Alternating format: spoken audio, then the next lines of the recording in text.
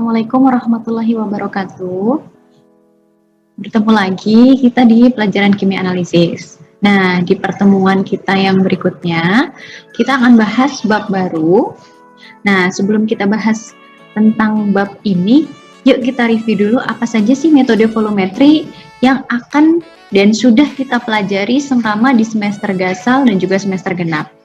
Nah, metode volumetri secara umum dibagi jadi dua, yaitu metatetik dan juga redox. Untuk metode metatetik sendiri yang sudah kita pelajari ada netralisasi. Nah, di semester genap kita akan bertemu dengan argentometri, kemudian ada kompleksometri. Sedangkan metode redox yang sudah kita pelajari di semester gasal ada permanganatometri. Kemudian semester genap kita masuk ke iodometri, ada iodimetri, kemudian ada dikromatometri, dan juga seriometri. Nah, secara prinsip, yang wajib kalian ketahui adalah apa itu metode metatetik dan juga apa itu metode redox. Di pertemuan sebelum bab ini, kita juga sudah bahas apa sih perbedaan dari kedua metode tersebut. Nah, untuk kali ini kita akan berfokus ke metode metatetik yang terbaru, yaitu argentometri. Silahkan boleh sambil dibuka untuk handout-nya ataupun juga modul teorinya. Silahkan buka di bab argentometri. Nah, sebelum itu kita bahas dulu apa sih yang kita sebut dengan metode argentometri itu. Metode argentometri dilihat dari asal katanya argentum, berarti kita melibatkan senyawa Ag atau silver. Nah, siapakah senyawanya? Senyawa yang biasa kita gunakan adalah perak nitrat atau rumus kimianya adalah AgNO3. Nah, secara definisi mungkin kita bisa menuliskan pengertian metode argentometri adalah suatu metode yang menggunakan larutan AgNO3 atau perak nitrat sebagai reaksi utamanya, dengan dasar reaksinya adalah pembentukan endapan atau precipitimetri.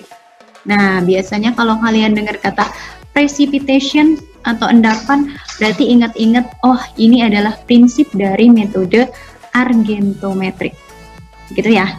Nah, kemudian agar terbentuknya atau kita dapat melaksanakan penetapan ini dengan metode argentometri, ada beberapa syarat yang harus kita penuhi.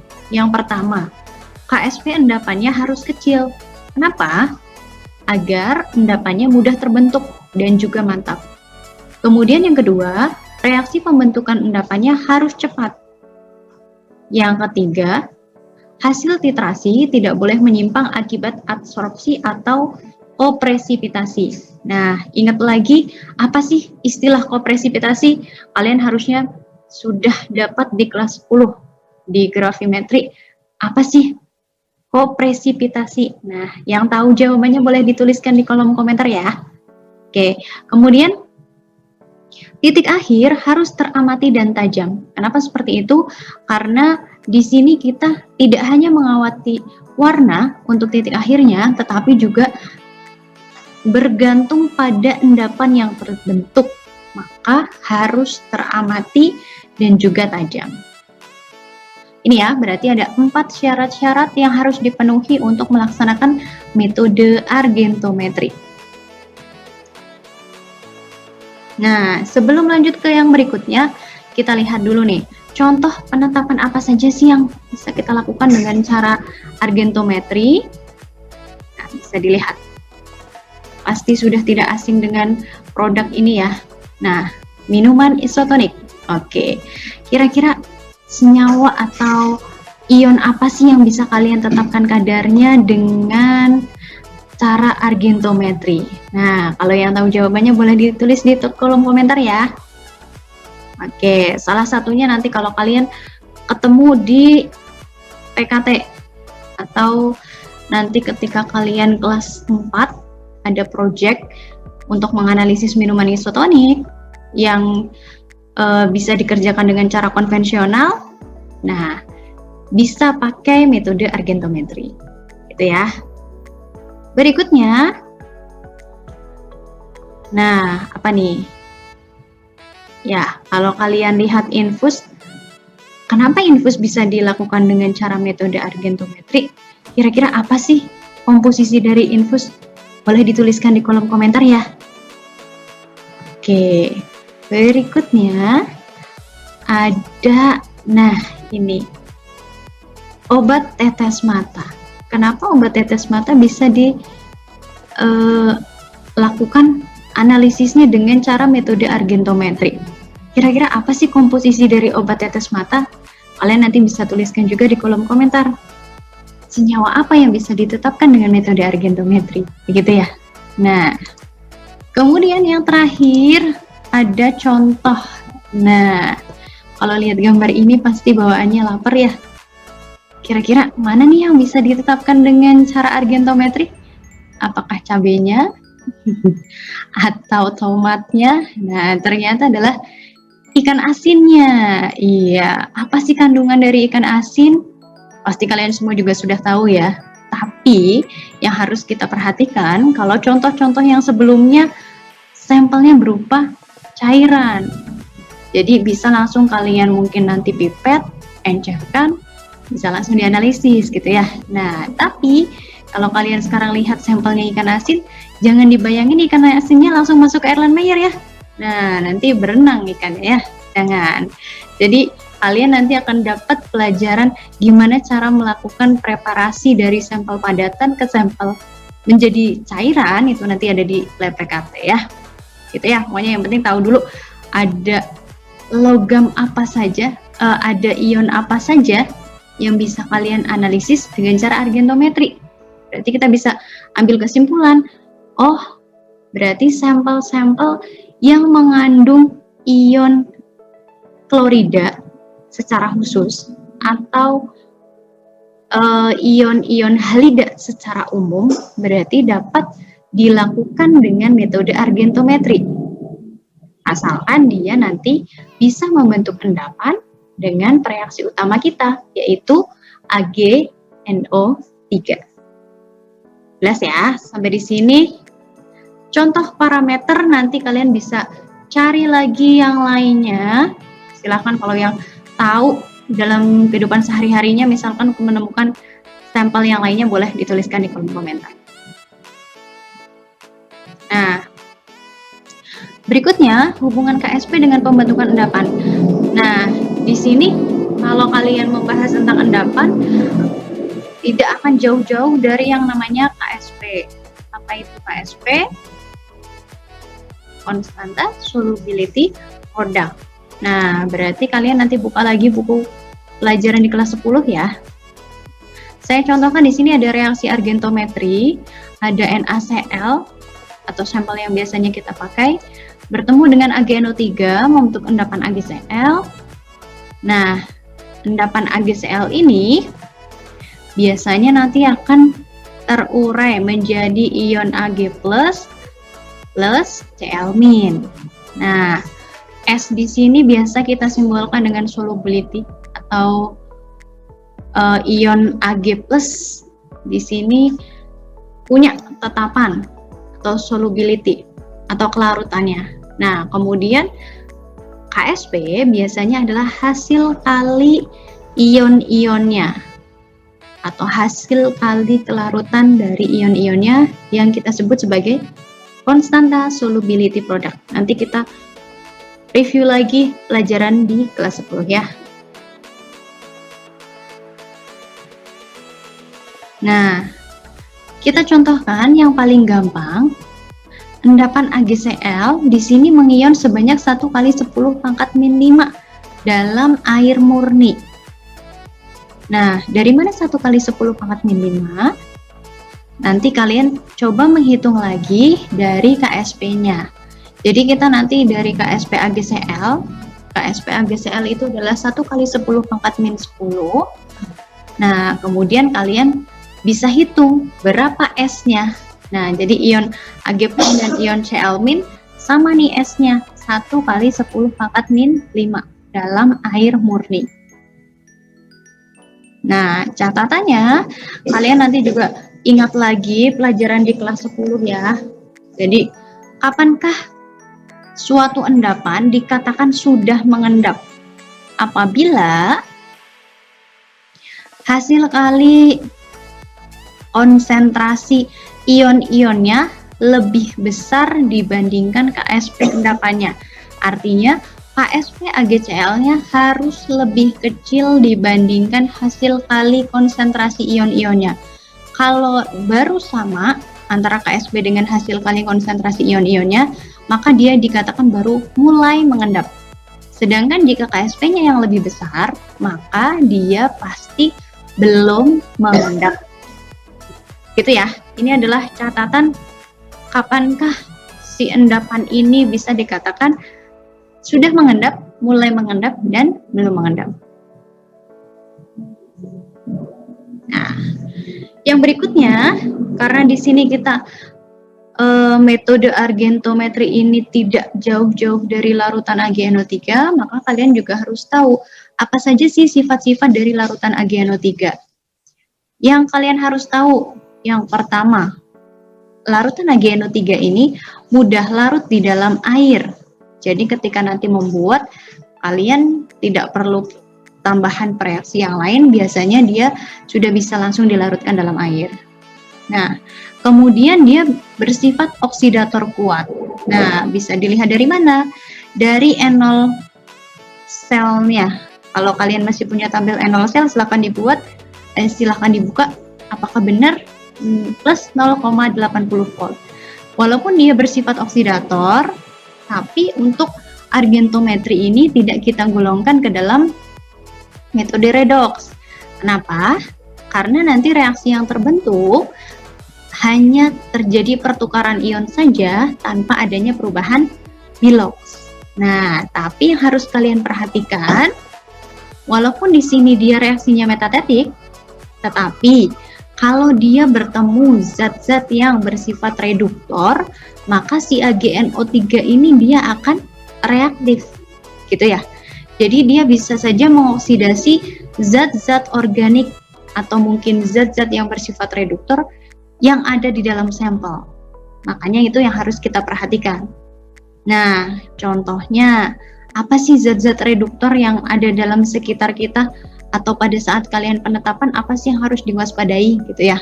Nah, karena dia bersifat oksidator kuat, jadi kalian harus ingat bahwa tangan kita, kulit kita itu kan merupakan zat-zat organik gitu ya. Nah, jadi hati-hati aja kalau nanti pada saat praktek di laboratorium tidak pakai sarung tangan dan kerjanya acak-acakan kena larutan AgNO3, siap-siap aja ya.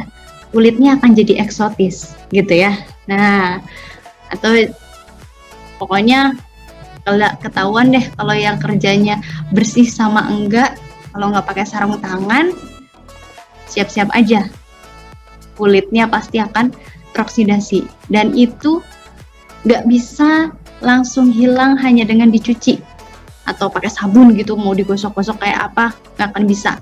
Jadi dia akan hilang kalau nanti kulit kita regenerasi lagi gitu ya. Nah, jadi harus hati-hati. Ingat AgNO3 bersifat oksidator kuat. Nah, kemudian di sini dikatakan bahwa dia mudah rusak oleh zat-zat organik, tereduksi menjadi cermin perak. Nah, ini yang seperti saya katakan tadi. Jadi kalau misalkan si AgNO3-nya ini tercampur sama sampel-sampel organik, bisa aja larutannya akan cepat rusak. Tandanya kalau larutan kalian masih bagus, pasti tidak akan ada endapan silver di dalam piala gelasnya.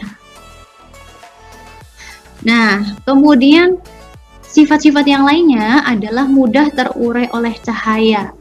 Berarti kalian harus simpan si AgNO3 ini dalam botol yang berwarna gelap. Atau kalau di dalam piala gelas, berarti piala gelasnya harus dilapisi dengan koran.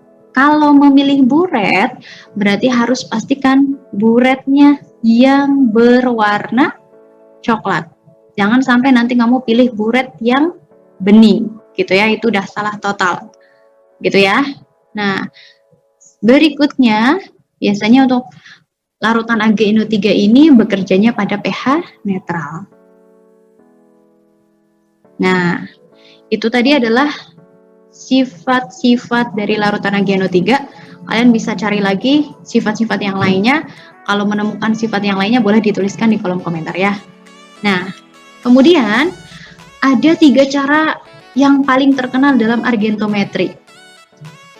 Pasti kalian sudah pernah mendengar, ada Mohr, Fazan, dan Volhard.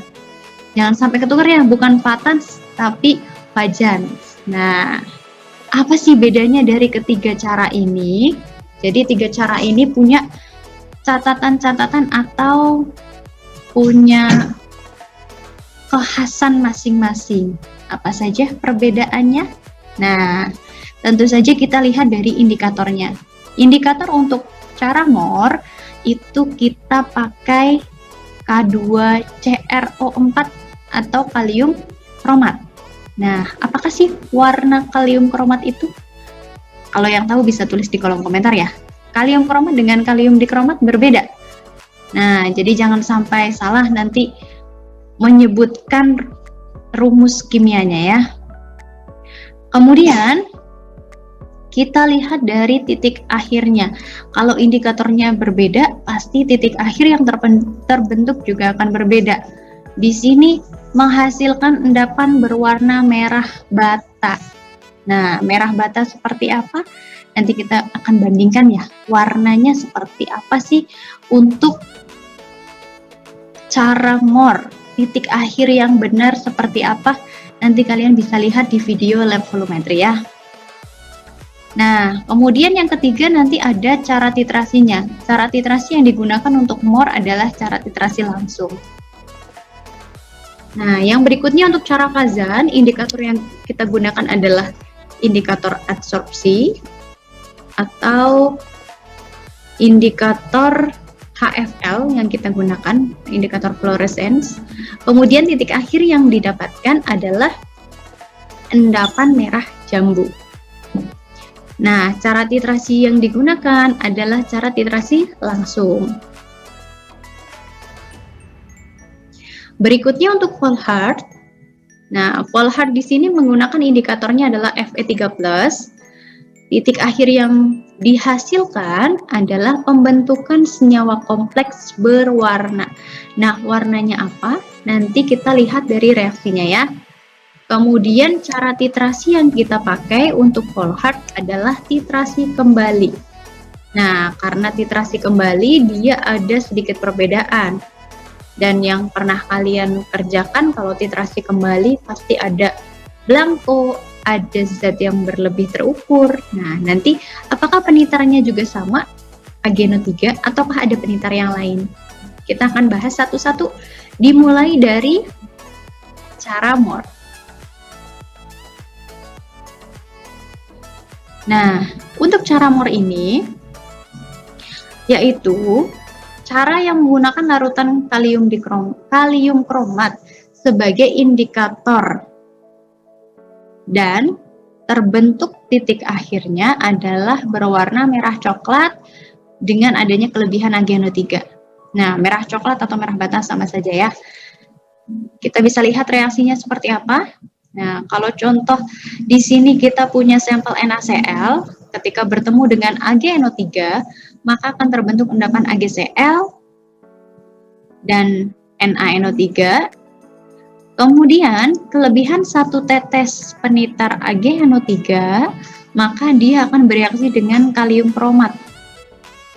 Sehingga terbentuklah endapan Ag2CrO4 yang berwarna merah bata.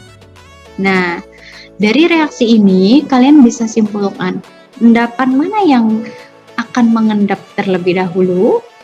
Ya, tentu saja kalau dilihat dari reaksinya kalian pasti bisa lihat AgCl terlebih dahulu, begitu ya. Nah, kemudian baru nanti terbentuk Ag2CrO4. Sekarang coba diperhatikan KSP-nya. KSP dari AgCl adalah 1 kali 10 pangkat min 10. Sedangkan Ag2CrO4 KSP-nya adalah 2 kali 10 pangkat min 12.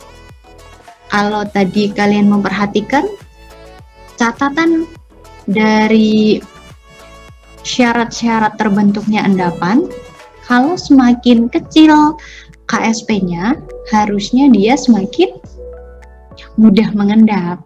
Nah, kalau kalian bandingkan antara AgCl dan Ag2CrO4, harusnya siapa duluan yang lebih mengendap? Ya, kalau hanya dilihat dari KSP-nya, pasti kalian bisa simpulkan Ag2CrO4 lebih kecil KSP-nya, sehingga harusnya lebih duluan mengendap. Nah, tapi pada saat praktek, tidak seperti itu.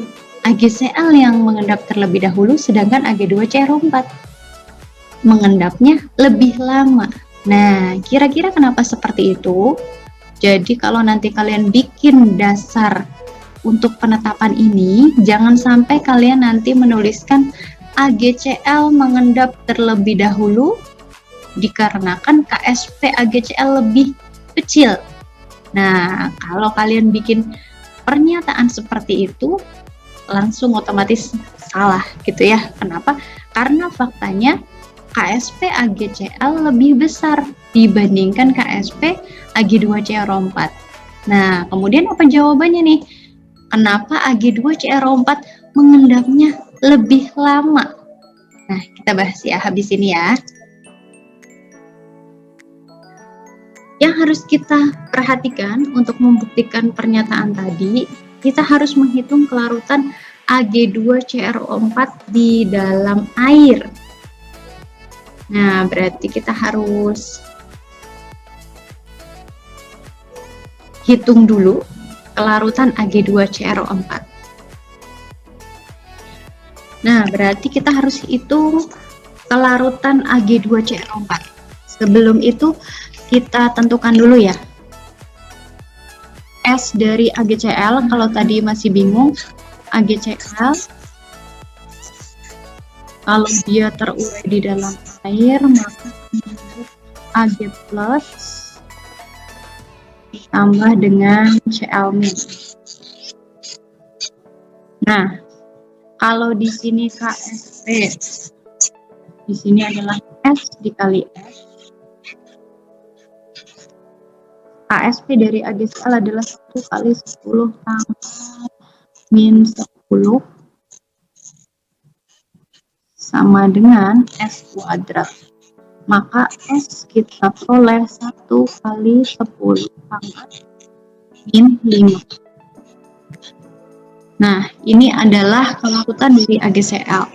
Sedangkan kita akan hitung juga kelarutan dari Ag2CrO4.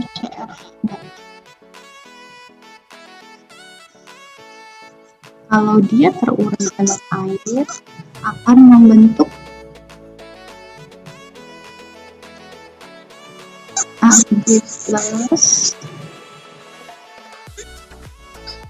ditambah CrO4 2-. Ingat, di sini harus ada koefisiennya 2. Nah, artinya KSP sama dengan di sini kita punya 2S, di sini S, maka harusnya 2S kuadrat dikali S, sehingga 4S pangkat 3. Nah, di sini KSP-nya 2 kali 10 pangkat min 12.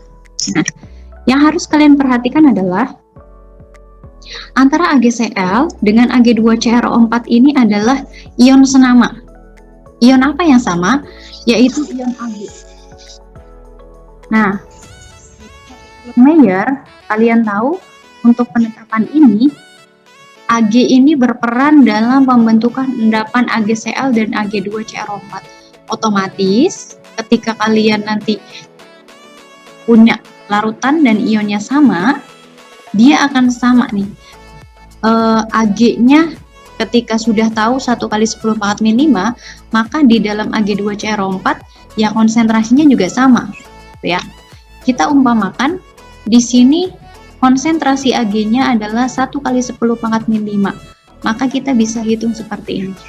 2 kali 10 pangkat min 15 sama dengan konsentrasi Ag plus kuadrat dikali Cr2O4 2 min.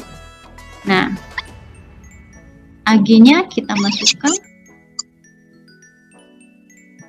1 kali 10 min 5. Nah, jangan lupa kuadratkan. Di sini kita cari S-nya. Sehingga kalian bisa hitung. Coba dihitung pakai kalkulator. Didapatkan berapa kelarutannya? Ya, kelarutannya adalah sekitar 0,02. Nah, silakan nanti dicek di kalkulator masing-masing ya. Apakah benar 0,02? Nah, kemudian yang kalian lakukan adalah bandingkan kelarutan antara AgCl dengan Ag2CrO4. 1 kali 10 pangkat min 5 bandingkan dengan 0,02. Ini kita anggap tadi ion Ag plusnya sama ya, konsentrasinya sama. Nah, otomatisnya akan lebih besar kelarutan siapa? Ya, kelarutan dari Ag2CrO4 dibandingkan kelarutan dari AgCl. Jadi kesimpulannya, kenapa AgCl mengendap terlebih dahulu? Karena kelarutan dari AgCl lebih kecil dibandingkan kelarutan Ag2CrO4. Nah, kenapa bisa seperti itu? Tadi kita buktikan dengan perhitungan KSP tadi. Nah, biasanya Pak Wandi kalau pada saat praktek memang membuat konsentrasi dari si kelarutan indikator kromatnya dia buat lebih besar, gitu ya. Jadi dia akan mengendapnya nanti kalau si ion Cl-nya sudah habis, gitu ya. Nah, kalian nanti pahami lagi untuk membahas kenapa si AgCl mengendapnya terlebih dahulu. Kalau kita balik lagi ke handout kalian juga, silahkan boleh diisi di dalam handoutnya untuk menghitung kelarutan AgCl dan juga Ag2CrO4 seperti yang sudah saya sampaikan lagi. Silahkan diisi sendiri dan dihitung pakai kalkulator ya. Nah, kalau suruh bandingkan antara kelarutan endapan AgCl dengan Ag2CrO4, kalian bisa tuliskan di situ. Kesimpulannya adalah, maka endapan AgCl mengendap lebih dahulu dibandingkan Ag2CrO4 karena apa? Ya, silahkan ditulis di handoutnya masing-masing.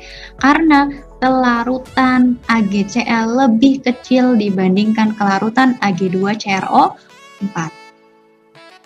Gitu ya. Oke, silahkan nanti ditulis di handoutnya masing-masing. Nah, berikutnya ada catatan-catatan penting dalam penetapan cara MOR. Kalian juga bisa buka di dalam modul, saya lupa halaman berapa karena modulnya berbeda ya. Jadi halaman yang dulu dengan halaman yang sekarang, silakan kalian bisa cek di modul teori masing-masing. Di situ ada catatan untuk cara MOR. Catatan yang pertama adalah cara MOR hanya boleh dilakukan untuk larutan yang suasananya netral atau yang dapat dinetralkan. Ketika sampel kalian bersifat asam, maka kita dapat melakukan penetralan dengan menambahkan boraks, bisa juga magnesium oksida, atau bisa juga natrium bikarbonat. Gitu ya, ada 3 zat yang bisa ditambahkan kalau sampel kalian bersifat asam. Nah, yang berikutnya, pada saat penitaran, hindarkan perak nitrat dari cahaya langsung. Nah, ini penting sekali, kalian juga sudah tahu tadi alasannya kenapa sih tidak boleh terkena cahaya matahari langsung. Kemudian, di sini ada catatan juga bahwa kalau kalian menggunakan NaCl yang pro analisis, maka itu dapat dijadikan sebagai BBP. Jadi kalau kalian tadi melaksanakan cara MOR atau penetapan cara MOR ini, sampelnya adalah NaCl yang PA, maka ini bisa dijadikan sebagai standarisasi. Nah, itu yang kita lakukan di lab volumetri. Nah, itu tadi adalah penetapan cara MOR. Selanjutnya kita bahas tentang penetapan cara Fazan. Untuk cara Fazan, indikator yang kita gunakan adalah indikator adsorpsi. Apa sih indikator adsorpsi itu? Indikator adsorpsi adalah indikator yang berupa asam atau basa organik lemah yang muatannya berlawanan dengan ion titran dan menghasilkan warna yang tajam pada saat titik akhir. Contoh indikator adsorpsi, nah mungkin kalau yang sudah dapat pretest kemarin ya, ada 3. Sebenarnya mungkin kalian bisa menemukan yang lain gitu ya. Contohnya ada fluorescence, dichlorofluorescence, dan juga eosin.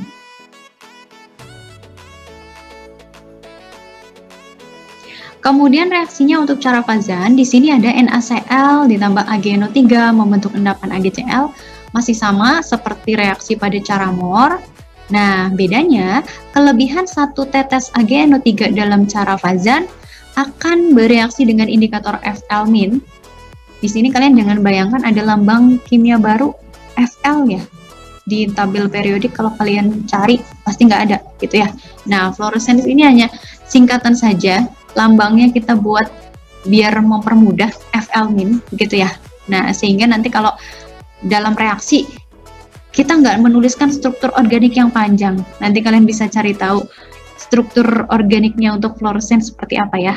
Nah, sehingga kita bisa simpulkan akan terbentuk endapan AgFl yang berwarna merah jambu.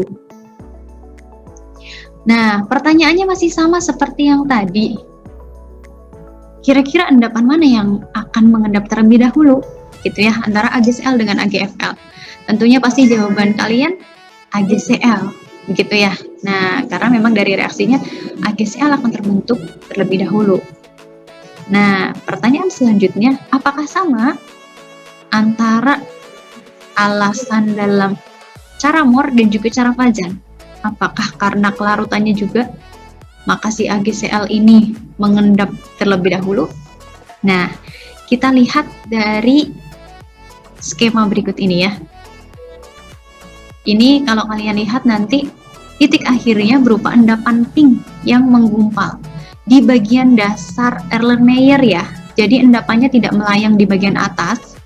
Jadi sama seperti di grafi, mungkin kalian nanti harus mengamati titik akhirnya itu dari dasar Erlenmeyer. Gitu ya.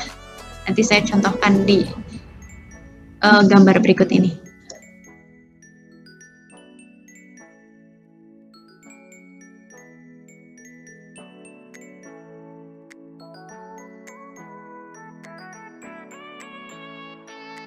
Mungkin ini adalah skema bagaimana terjadinya titik akhir pada cara Fazan. Nah, kita bisa lihat pada awal titrasi jumlah ion Cl- masih berlimpah.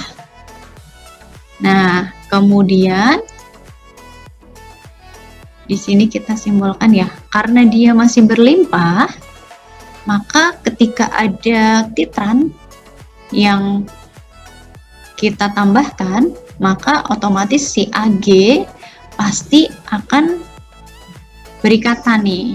Nah, kira-kira di sini kita bisa lihat ada Cl- banyak. Kemudian di dalam Erlenmeyer kita juga sudah menambahkan indikator, karena kan indikator kita tambahkan sebelum titrasi. Nah, kira-kira apa sih yang menyebabkan bahwa Ag atau ion Ag+ ini lebih tertarik kepada Cl- dibandingkan Fl- atau ion fluorescence gitu ya? Apakah karena jumlah Cl-nya lebih banyak dibandingkan Fl-? Atau kalau kalian nanti lihat lagi, sama-sama muatannya negatif. Nah, biasanya apa sih yang membedakan kalau ada ion positif, ada ion negatif? Nah, kenapa si ion positif ini lebih tertarik kepada ion negatif yang satu dibandingkan dengan ion negatif yang lain? Nah, kalian pasti akan ingat salah satu sifat dari ion atau ikatan ion bahwa yang membedakan adalah sifat keelektronegativitasan dari ion negatif gitu ya. Nah, jadi antara Cl- dengan Fl- manakah yang elektronegativitasnya lebih tinggi? Iya, betul. Jelas kita akan memilih Cl- karena adalah golongan halogen. Nah, sedangkan si Fl- ini adalah berasal dari senyawa organik gitu ya. Kalau ada ion positif, ada ion negatif, otomatis yang akan lebih menarik si Cl- karena elektronegativitasnya lebih tinggi. Sehingga endapan AgCl di dalam penetapan ini lebih dulu terbentuk dibandingkan endapan AgFl. Nah, pada awal titrasi seperti ini yang terjadi. Endapannya terpisah-pisah. Nah, kenapa belum menggumpal? Karena kalian lihat, kalau terbentuk endapan AgCl, kemudian ion Cl-nya masih banyak, ion Cl- ini akan mengelilingi endapan AgCl, sehingga endapan satu dengan yang lainnya bermuatan negatif. Ingat, negatif bertemu dengan negatif.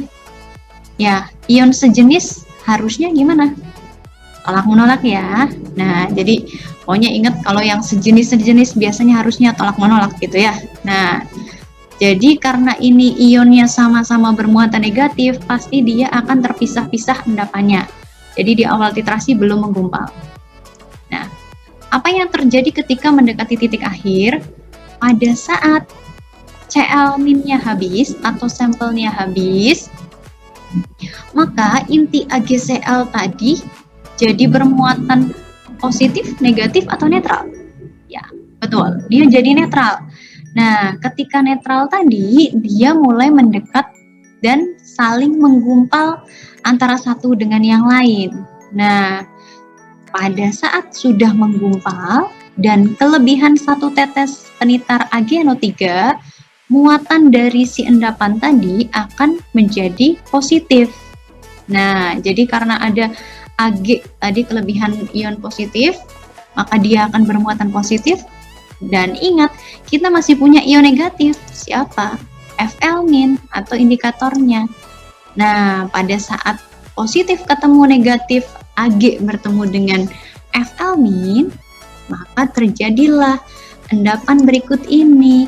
AgFl yang menyelimuti endapan AgCl, sehingga warna yang tadinya putih untuk endapan AgCl berubah menjadi pink atau merah jambu.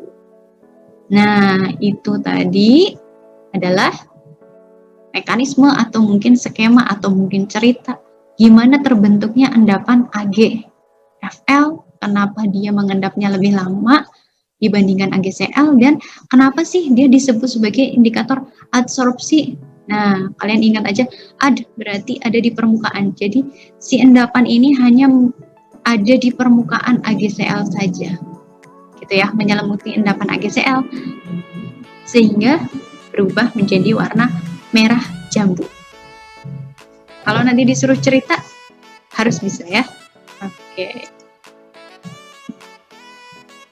Berikutnya, ada catatan untuk cara Fazan. Ini sama seperti dalam cara Moore tadi. Silahkan dibuka di modul teorinya. Catatan yang pertama, pH larutan harus dikontrol. Jangan sampai terlalu rendah karena akan mengurangi jumlah Fl-. Nah, jadi karena Fl- ini merupakan asam lemah, gitu ya. Jadi, jangan sampai terlalu asam. Karena bisa saja nanti dia reaksinya akan bergeser ke kanan, sehingga nanti si ion Fl- ini akan berubah. Jadi sudah tidak sesuai dengan fungsinya lagi. Nah, karena di sini kita juga bisa lihat Ka dari HFl adalah 10⁻⁷, sehingga suasana yang paling tepat adalah netral. Nah, kalau kalian nanti menggunakan dichlorofluorescence untuk indikatornya, maka pH yang paling tepat digunakan adalah pH 4. Sedangkan kalau kalian menggunakan eosin, di sini pH-nya paling rendah yang kita gunakan adalah pH 2. Nah, untuk eosin ini khas dipakai untuk penitaran dengan Br-, I-, ataupun SCN-. Jadi kalau untuk menentukan ion-ion ini kalian bisa menggunakan indikator eosin. Sama seperti pada saat penetapan MOR, pada saat penitaran juga jangan sampai terkena sinar matahari langsung, karena bisa saja sebagian AgCl pecah sehingga nanti warnanya akan berubah menjadi violet ataupun abu-abu. Begitu ya. Ini adalah untuk catatan cara Fajan. Yang terakhir ada cara Volhard. Nah, cara Volhard ini cara yang paling berbeda dibandingkan dua penetapan sebelumnya. Karena jelas yang pertama indikatornya berbeda ya. Jadi kita pakai indikatornya Fe3+ untuk mengetahui atau mendeteksi kelebihan ion tiocyanat. Nah, padahal tadi kita belum bahas ya. Ion tiocyanat ini siapa? Nah, kita bisa lihat dari reaksinya. Reaksi yang pertama, ada NaCl ditambah dengan AgNO3 membentuk endapan AgCl. Ini masih sama seperti reaksi dalam MOR dan Fajan. Hanya saja di sini kita tambahkan AgNO3-nya berlebih terukur. Ingat, kalau ada kata-kata berlebih terukur berarti kita gunakan cara titrasinya adalah cara titrasi kembali.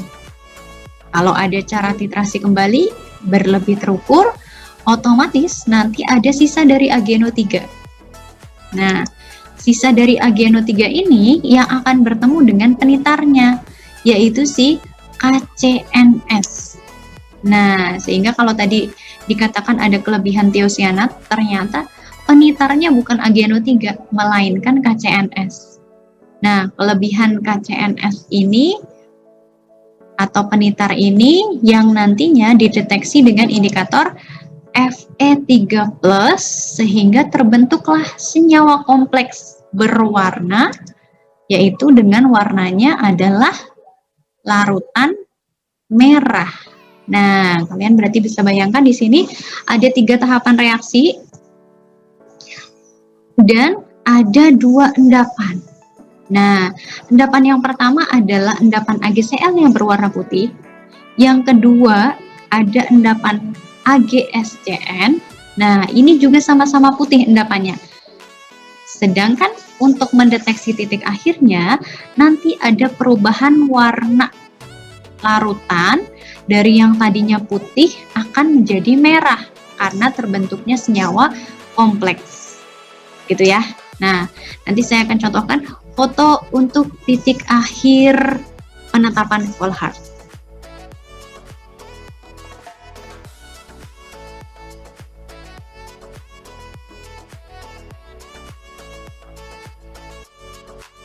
Nah, kemudian di sini ada mekanismenya nih.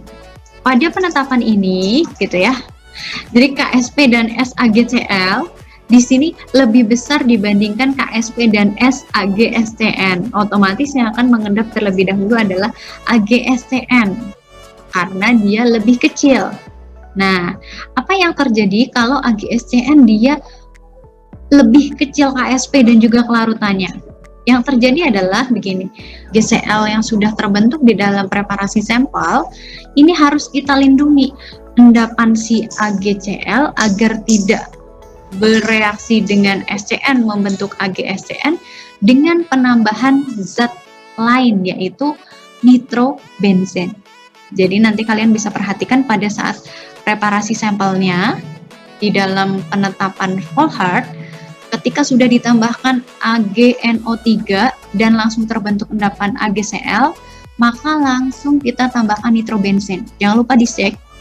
Kenapa? Biar si AgCl-nya terselimuti dengan sempurna oleh nitrobenzen.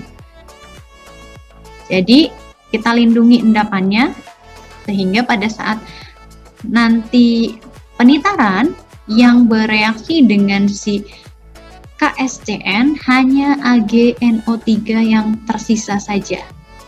gitu ya. Jadi kalau ditanya apa tujuan penambah nitrobensin adalah untuk menyelimuti atau melindungi endapan AgCl agar tidak larut nih membentuk endapan AgSCN. Nah, catatannya untuk cara Volhard, karena ini adalah cara titrasi kembali, yang kalian harus ingat bahwa ini juga harus melakukan blanko. Kemudian pada saat kalian melakukan pengocokan, ya harus hati-hati juga ya, agar si Ag+ tadi tidak terabsorpsi oleh SCN, membentuk AgSCN. Nah, sebenarnya selain penambahan nitrobensin, kalian bisa juga melakukan pemisahan nih. Jadi si AgCl yang sudah terbentuk kita saring, kemudian baru filtratnya kita titar lagi gitu ya. Nah, kenapa sih kita tidak melakukan penyaringan saja? Kalian juga sudah ingat pada saat penetapan batu baterai gitu ya. Kenapa sih kita harus pakai proses menyaring, kemudian harus nanti mengambil filtratnya? Nah, itu biasanya akan lebih lama prosesnya dan juga biasanya kesalahannya lebih besar gitu ya, sehingga kita pakai penambahan nitrobensin. Nah, kemudian pengaruh pH dalam argentometri. Yang pertama, kalau terlalu basah, ingat bahwa ini Ag ini adalah logam ya.